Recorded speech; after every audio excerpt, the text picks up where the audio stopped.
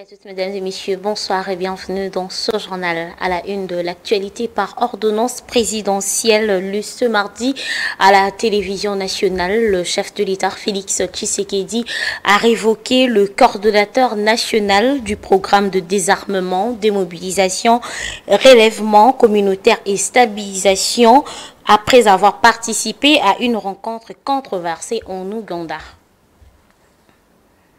Comment une mission officielle peut-elle faire objet d'une révocation? Jean Bosco Baala, parti pour une mission du gouvernement qui tourne en sa défaveur. Selon les sources ougandaises, une tentative de rencontre a eu lieu ce lundi entre le délégué de l'Alliance Fleuve Congo de Corneille Nangaa et une délégation venue de Kinshasa à l'hôtel impérial. L'ancien coordonnateur du programme de désarmement nie toute rencontre avec le délégué de l'AFC en révélant qu'il s'est trouvé en Ouganda pour le rapatriement des enfants congolais libérés par la rébellion ougandaise, tel que inscrit sur la demande de son ordre de mission. C'est là la polémique autour de sa présence qui a conduit à sa révocation. Par contre, le porte-parole du gouvernement, Patrick Muyaya, avait confirmé qu'aucune personne n'avait été mandatée pour les discussions avec le terroriste du M23 à Kampala et a réaffirmé que la RDC ne tiendra aucune rencontre en dehors du cadre du processus de Luanda. Dans l'opinion, la question se pose de qui Jean Bosco Baala avait reçu l'ordre de rencontrer le M23, comme se montre dans la vidéo. Dans ce chapitre, à un autre, une plainte a été initiée contre la gouverneure de la Banque centrale du Congo, BCC en sigle, pour détournement de 27 millions de dollars américains du fonds public en complicité avec l'ex-ministre de Finances Nicolas Kazadi. À ces sujets, l'association de lutte contre la corruption mène l'action en justice. Philippe Mouroupi nous en parle. L'association de lutte contre la corruption, ALCC en sigle, a saisi le procureur général près la Cour de cassation par les canaux de ses avocats. Ces derniers ont déposé une plainte à charge de Kabedi Malangou Marie-France, gouverneur de la Banque centrale du Congo, pour détournement de plus de 27 millions de dollars américains du trésor public. La LCC accuse la gouverneure de la BCC en complicité avec l'ancien ministre de Finances Nicolas Kazadi de s'illustrer par de répréhensibles et au détriment de la République sortir en procédure d'urgence une bagatelle somme pour une prétendue installation de 1000 forages contre 10% en retour négocié entre elle et Kazadi. L'audio obtenu par la LCC et vérifié d'un réseau téléphonique révèle plusieurs conversations datant du 27 décembre 2022, 4 janvier 2023 et 14 janvier 2023 entre Kabedi Malangou et Nicolas Kazadi. Dans le même chapitre, on va parler du retombé de cette affaire du détournement de 27 millions de dollars américains, traduisant la gouverneure de la Banque centrale du Congo à la justice. Dans une correspondance rendue publique ce mardi, la BCC qualifie cette information de fake news par des personnes qui ont noté sa grossière et elle porte à la connaissance du public que ces attaques gratuites orchestrées par de personnes malveillantes visent à nuire à la réputation et à l'honorabilité de l'institution de ses dirigeants. Par conséquent, la Banque centrale du Congo a saisi la justice pour la mise en œuvre de la responsabilité des auteurs apparents ou cachés de cette lettre. Nous y reviendrons avec force et détails lors de nos prochaines éditions.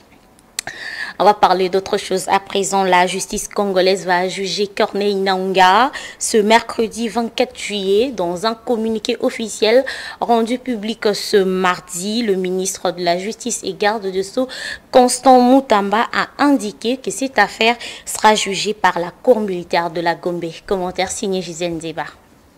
Procès public contre Corneille Nangaa et ses complices va s'ouvrir ce mercredi 24 juillet devant la cour militaire de la Gombe à Kinshasa, annonce le nouveau ministre de la Justice, Constant Mutamba. Ces procès s'inscrivent dans le cadre des activités terroristes, crimes de guerre et haute trahison perpétrées dans l'est de la RDC, dit le communiqué. L'ancien patron de la Commission électorale nationale indépendante, CENI en sigle, devenu depuis 2023 coordonnateur du mouvement rebelle Alliance Fleuve Congo qui a fédéré beaucoup de mouvements politico-militaires qui combattent le régime de Kinshasa, y compris le M23, risque la peine de mort dans ces procès. Dans l'opinion publique, beaucoup s'interrogent sur le sens de ces projets, étant donné que le principal accusé ne sera pas à la barre, vu qu'il n'a pas été arrêté. Un point de vue battu en brèche pour le cadre du régime qui estime que malgré son absence de condamnation va peser dans le casier judiciaire de ces chefs rebelles et va rendre justice à la population de l'Est et interpeller beaucoup de gens qui seraient tentés de faire la même aventure ou le rejoindre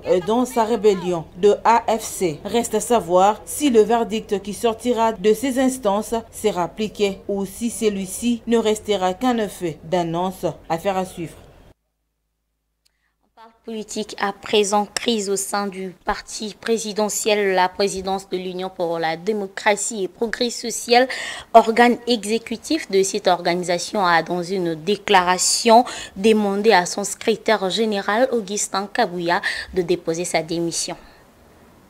Seul le président du parti est élu au Congrès intuitu personae. À ce jour, seul son Excellence Félix Antoine Tshisekedi Tshilombo a été élu au Congrès. Tout autre cadre du parti qui détient une mission spécifique du Congrès ne la détient qu'au regard de ses fonctions, Ainsi, la perte de la fonction entraîne la perte du mandat. Et par conséquent, nous épinglons ce qui suit. 1. Le désaveu généralisé du député Augustin Kabouya en sa qualité de secrétaire général du parti par la quasi-totalité des combattants. 2. La mise en œuvre par la présidence du parti des mécanismes devant mettre le dit député hors de la permanence du parti. 3. La prise de disposition par la présidence du parti pour le fonctionnement efficient de ce dernier, de la base au sommet, en permettant à chaque organe et structure de jouer son rôle. 4. La présidence du parti fait appel à l'éveil de la base, qui s'est toujours montré mature et lui demande de ne pas tomber dans la manipulation du député Augustin Kabouya Tshilombo, qui recrute de Koulouna dans les différents coins de la capitale en échange de billets de banque pour les faire passer pour des combattants de l'UDPS Tshisekedi et donner l'illusion qu'il a des soutiens au sein du parti. 5. La présidence du parti somme le député Augustin Kabouya Tshilombo d'arrêter d'utiliser le nom du chef de l'État, son Excellence Félix Antoine Tshisekedi Tshilombo, pour attirer le soutien des naïfs pendant que sa gestion du parti était de nature à affaiblir l'action politique de notre haute autorité de référence. Et enfin, la gestion du parti par le député Augustin Kabouya Tshilombo ayant piétiné toutes ses valeurs et principes, il doit se résoudre sans condition à laisser le parti s'organiser. D'un parti politique à un autre, la coordination de Ensemble pour la République, parti à Moïse Katumbi, district de Moamba 3, sous la conduite de Papi Mwende, son coordonnateur, a tenu une matinée politique dans le cadre de la redynamisation de ce parti, en présence du secrétaire général, l'honorable Dieudonné Bolenge Tengue. Reportage signé Jocelyne Luanga et Lison Kiasi.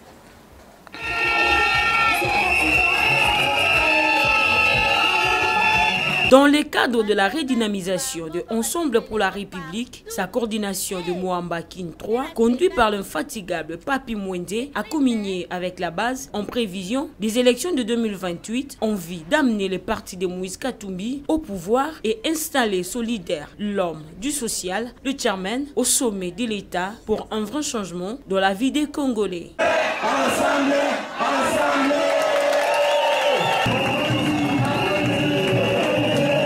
Devant plusieurs cadres du parti, le secrétaire général, la machine du parti Dieudonné Bolenge Tengue Balea, a expliqué à l'opinion les méthodes de la transformation.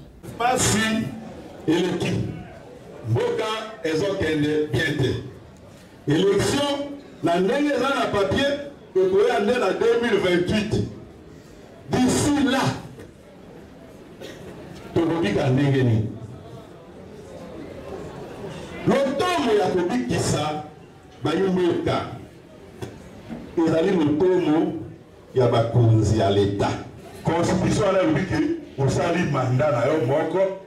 Soki peuple alingi apesi ya mibale.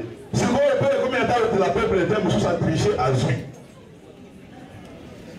Mais tokolo yebani ke na parole soko ke tisuka otiki ebonga pokongwe bana ebele. Donc opposé là pour la compagnie la bakawa là tika.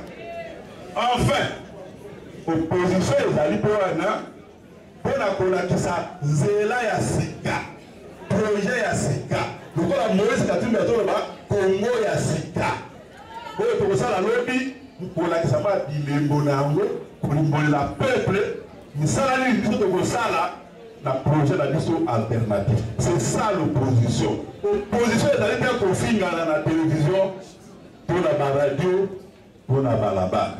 À la fin de la cérémonie, Papi Mwende Congolo donne ici la quintessence de la journée. Avec cette insécurité que nous vivons au pays ici, sur le plan économique, social, sécuritaire, voire même spirituel, il y a qui ensemble pour la République qui est une alternance crédible pour transformer ce pays. Nous, à Moamba, ce que nous nous sommes dit, parce que notre slogan Moamba toujours Likolo, nous restons avec un devoir avec tout ce que nous avons reçu comme matière aujourd'hui via la personne de notre secrétaire général, de fidéliser les gens d'ensemble pour la République. Nous devons fidéliser en tout cas les gens d'ensemble avec un seul objectif, d'amener ensemble pour la République au pouvoir et installer le président Moïse Katumbi Tchapwe, celui qui a la vision transformatrice de ce pays. Direction la prison centrale de Makala où depuis sa cellule, l'ex-honorable Mike Mukeba, via ses avocats, a confirmé la révélation du journaliste Stani Boujakira sur les conditions de vie de détenus dans cette maison carcérale.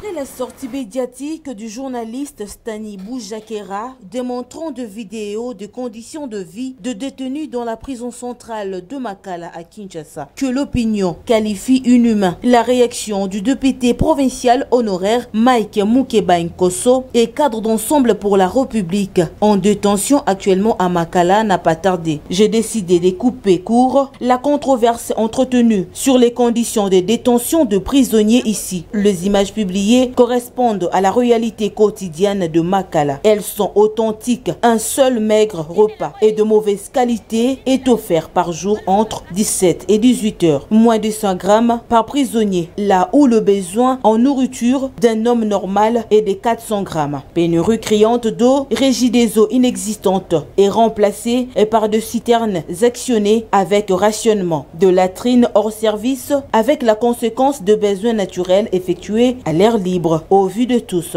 Surpopulation carcérale et des décès quotidiens avec de corps évacués sous nos yeux à longueur de journée. Très traumatisant pour les autres prisonniers. Des visiteurs sont quelquefois témoins de ces évacuations macabres journalières. Fin de citation. Affaire à suivre. Par tout à fait autre chose, les agents de l'entreprise de transport public Transco en sigle ont manifesté ce mardi au siège de leur compagnie contre l'impayement et le clientélisme dont ils font face.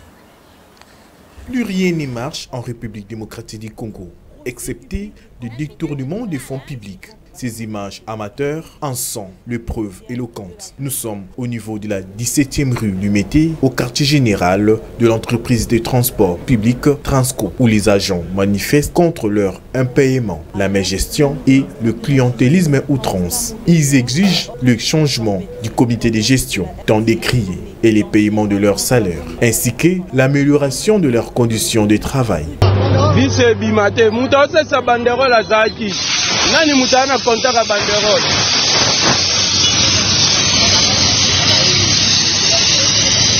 Voulant intervenir pour calmer la tension des agents en colère, le directeur général adjoint des Transco, Flori Boatouka, a été hué et qualifié de voleur. C'est grâce à l'intervention des agents de l'ordre que ce DGA a été sauvé de justesse.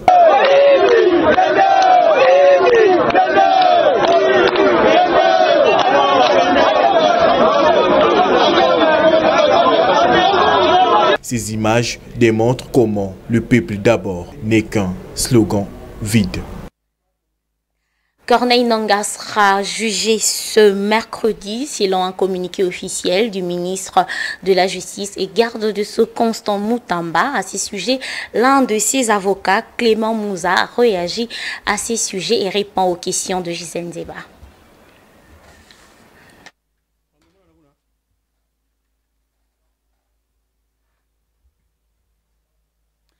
Maître Clément Mouza, bonsoir. Bonsoir, madame. Alors, mesdames, messieurs, merci de nous suivre. Maître Clément Mouza Kayembe, avocat, c'est l'invité du journal de ce soir. Il est également secrétaire national en charge de l'état de droit et de la justice au parti SID de Martin Fayoulou. Tout à fait. Nous allons parler de questions d'actualité de l'ère. Parlons de ce que le ministre de la Justice vient d'annoncer, l'ouverture d'un procès contre Corneille Nangaa et ses complices. Alors, que pensez-vous de l'ouverture de ces procès? Bon, comme tout avocat, lorsque son client ou ses clients se présentent devant son juge naturel, il peut qu'être content. Mais vous savez, nous serons en face d'une justice militaire qui va juger des civils par rapport aux infractions qui ont été mises en charge, et bien sûr à mes clients. Donc, demain, il est vrai que nous allons comparaître devant la cour militaire de la Gombe. Nous avons suivi, comme tout le monde, ces communiqués de M. Mutamba. Bon, je pense que nous allons présenter nos moyens de défense, mais d'ores et déjà, je le dis à haute voix, que le dossier est vide. Vous savez qu'à un moment donné, nous avons suivi M. Mutamba. A dit qu'il a demandé même aux avocats de ne pas défendre les criminels. Il a une responsabilité au niveau du pays. Il a la charge de l'administration de la justice en tant qu'autorité de tutelle. C'est-à-dire qu'à un moment donné, nous devons tous respecter la Constitution. Parce que toute personne à ces stades-là est censée et présumée être innocent.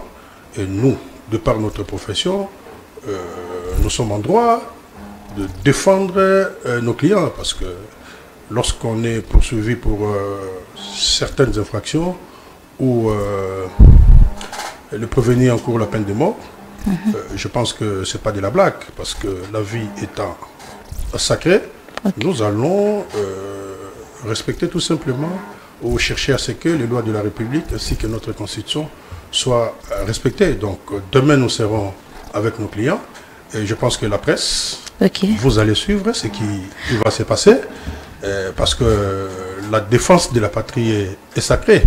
Donc personne n'acceptera que nos enfants, nos filles qui sont patriotes soient incriminés injustement. Alors, Maître Clément Mouza, vous serez de quel côté? Bon, bien sûr du côté de la défense. Parce que nous avons des clients qui sont aujourd'hui en difficulté, qui sont restés longtemps devant la DEMIAP. Et Dieu merci qu'ils vont comparaître au moins devant une cour. Et nous allons présenter les moyens de défense. Donc, à ce stade, ils sont présumés innocents.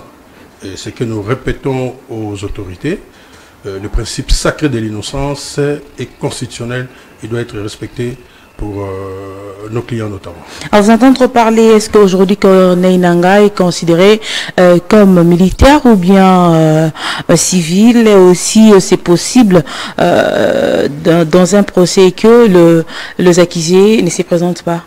Oui, écoutez, moi je ne défends pas monsieur, en tout cas Corneille Nangaa. Je défends la personne qui m'a consulté, avec qui j'ai justement ce contrat. Donc je vais assurer sa défense. Ça ne sert pas pour le moment de donner son nom, mais je pense qu'il va être identifié par la Cour et nous ferons notre travail devant la Cour en tant que défense. Alors quelles seront les conséquences qui suivront ces 10 procès? Bon, je pense que nous allons demander, comme tout avocat, et surtout qu'il y a les dossiers vides, ça j'insiste, nous avons parcouru le dossier est vide, il n'y a rien dans les dossiers, et nous allons démontrer ça devant la Cour, Et d'ores et déjà, je pense qu'à un moment donné, vous allez, parce que vous allez suivre le procès, nous allons demander que notre client soit remis en liberté. Parce que je vous dis que le dossier est vide et le dossier reste vide. Pourquoi vous traitez ce dossier vide? Mais parce que nous l'avons étudié. Nous avons étudié ces dossiers. Et nous sommes convaincus que le dossier est vide et que nos clients sont, disons, c'est pour qui nous allons défendre, sont innocents. D'accord. Parlons autre chose, Maître Clément Moussa Kayembe. Sur les réseaux sociaux, il y a deux vidéos qui circulent. Le journaliste Stanislas Boujakira vient de publier ce qui se passe à la prison centrale de Makala. Que pensez-vous après avoir visualisé toutes ces vidéos-là? Oui, vous savez que le journaliste Stanislas, ce n'est pas n'importe qui. C'est un professionnel des médias, c'est un grand journaliste. Je pense qu'il fait même la fierté de notre pays par rapport à son travail. Donc, ce qu'il a relevé au monde, je vous dis que c'est une évidence parce que nous l'avons déjà dénoncé. Vous allez vous rappeler qu'à un moment donné, nous avons défendu les militants de l'ESID qui ont été condamnés à 10 ans de prison pour une histoire de montée de toutes pièces. Le prétendu, c'est encore quoi cette histoire-là de 250 $ américains qu'on aurait extorqué à un député de l'UDPS. Vous allez vous rappeler. Donc, les militants de l'ESID étaient condamnés à 10 ans de prison. Et au sortir d'une audience, nous avons dénoncé les conditions des prisonniers congolais. Nous avons dit à haute voix que ces prisonniers-là vont dans les toilettes, que ces prisonniers-là étaient mal nourris. Tout ça, nous l'avons dit. Mais vous avez suivi ce que le ministre a donné comme réplique, que les prisonniers mangeaient 3 fois par jour. Mais ça matin, midi, soir. Parce que déjà, ceux qui sont en liberté ne peuvent même pas manger une fois. Donc c'est quand même un peu grave. Mais je pense qu'il faut prendre en considération ce que les journalistes ont dit et que nous tous en tant que Congolais, nous devons chercher à améliorer les conditions humaines, qu'on soit en liberté ou qu'on soit en détention, parce que la vie est sacrée. On sait que lorsque vous êtes privé de vos libertés et que vous êtes en prison, au moins vous avez des droits qui doivent être respectés. Et les droits humains, je pense qu'ils ne choisissent pas où vous pouvez être en prison ou en liberté. Donc cette situation, je pense qu'il humilie quand même la République démocratique du Congo. Les gens parlent beaucoup à la télé, les gens ont le populisme, mais la réalité sur le terrain, c'est qu'il ne faut rien du tout. Est-ce que nous qui avons l'habitude de fréquenter ces prisons, vous avez déjà vu les conditions, ne fût-ce que sanitaires des prisonniers? Mais écoutez, c'est quand même extrêmement grave. Et cette dénonciation-là a vocation à ce que les choses puissent changer. Déjà, nous, quand nous avons eu à dénoncer, mais l'ancien ministre de la Justice, Rose Mutombo, était descendu à Makala. Il a parlé, mais après, il n'y avait plus rien. C'est ce que aussi M. Mutombo est pratiquement en train de faire. Vous êtes en train de suivre par-ci, par-là, des déclarations, mais la réalité des choses, il n'y a rien jusque-là depuis qu'il est là. Ça, je vous parle en tant que politique. Mais je pense que l'objectif pour les Congolais, c'est que nous puissions avoir une bonne justice. Une justice juste, quoique, elle a déjà été déclarée malade, mais nous, en tant que praticiens, nous devons tout faire pour que la Constitution de la République soit respectée ainsi que les lois de la République. Alors, Maître Clément Moussa, est-ce que c'est autorisé de filmer dans la prison et puis le publier sur les réseaux? Je ne veux pas répondre à la place de M. Stanis, mais lui-même l'a dit sur une chaîne étrangère, qu'il est professionnel, il a vécu, il est témoin. Les témoins ne disent que ce qu'il a vu ou entendu. Alors, il est professionnel. Non, en droit, est-ce que, selon vous... Lui-même a fait des aveux, il a dit qu'il l'a fait. Oui, c'est pas un problème en tant qu'avocat, oui. S'il vous plaît, je ne veux pas aller dans des considérations inutiles. Parce que vous savez, dans ces pays, même que lorsque vous êtes à l'aéroport, quelqu'un vous dit que c'est la frontière, vous ne pouvez pas filmer dans ces pays. Donc il y a des choses comme ça. Vous êtes au beach, on vous dit qu'on ne peut pas filmer. Mais quand vous êtes sous d'autres cieux, mais partout, vous pouvez prendre des photos, vous pouvez filmer, il n'y a pas de problème. Est-ce que donc ça veut tout simplement dire que les fondamentaux de la République, ils ne les font pas. Ils sont dans les accessoires. Et ça n'avance pas la République et surtout pas les libertés individuelles. Selon notre code, est-ce que c'est autorisé de filmer comme ça? C'est la réponse qui a été donnée, madame. Quand quelqu'un fait des aveux, il dit que je le fais. Non, moi je vous pose cette question. C'est interdit où? Si quelqu'un pense que cela est interdit, ça doit être écrit. Parce que nous avons un principe sacré. La légalité des délits et des peines. C'est-à-dire qu'une infraction doit être mentionnée. Hein, je vais expliquer en des termes. C'est-à-dire que l'infraction est punie par la loi. Ok? Vous avez une infraction qui est définie et vous avez la sanction.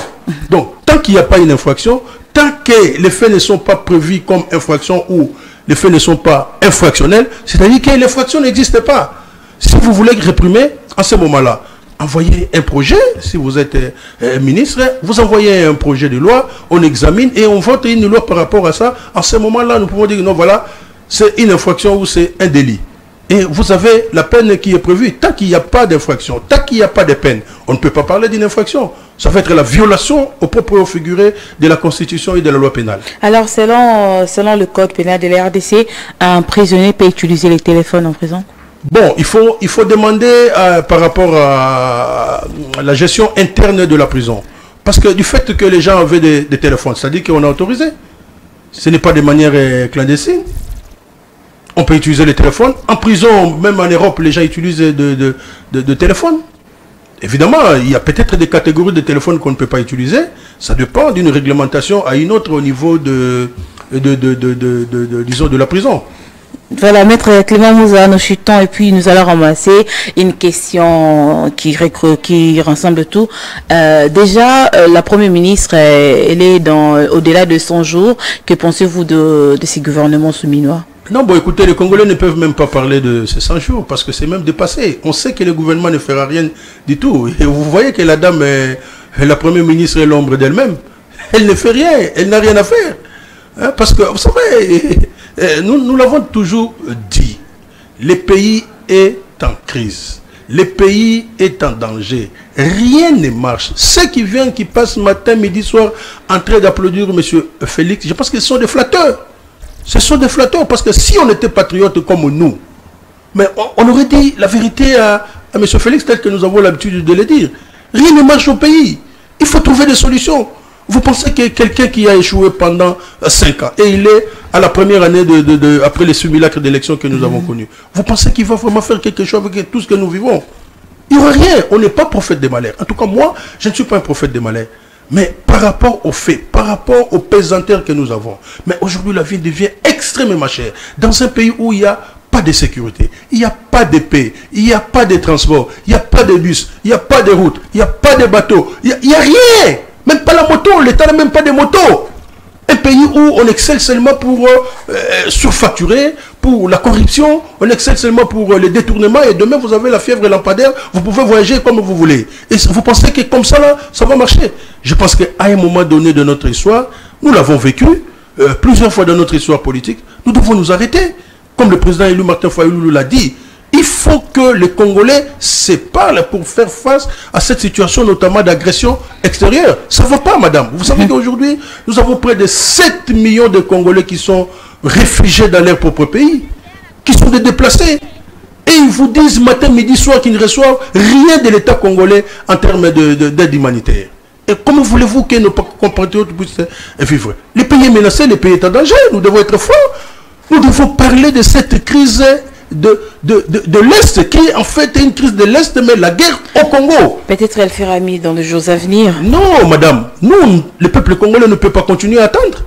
Ils sont en train de détourner l'argent de l'État, c'est-à-dire qu'ils sont en train de construire ailleurs. Ils sont en train de faire quelque chose ailleurs. Et vous allez demander aux Congolais d'attendre. Non, mais c'est inhumain.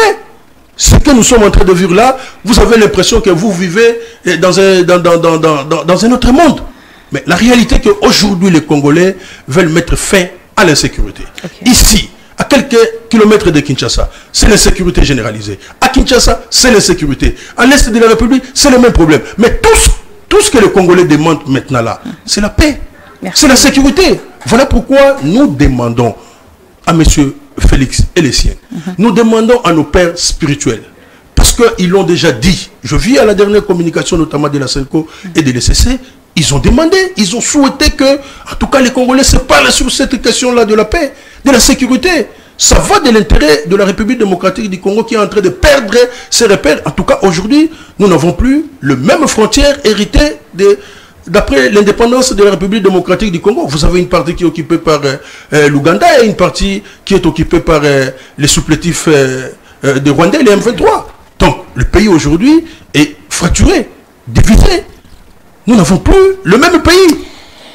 Merci beaucoup, Maître Clément Mouza Kayembe, avocat, secrétaire national en charge de l'État de droit et de la justice au parti politique SID. Merci de répondre à toutes nos questions. C'est moi qui vous remercie. Merci beaucoup.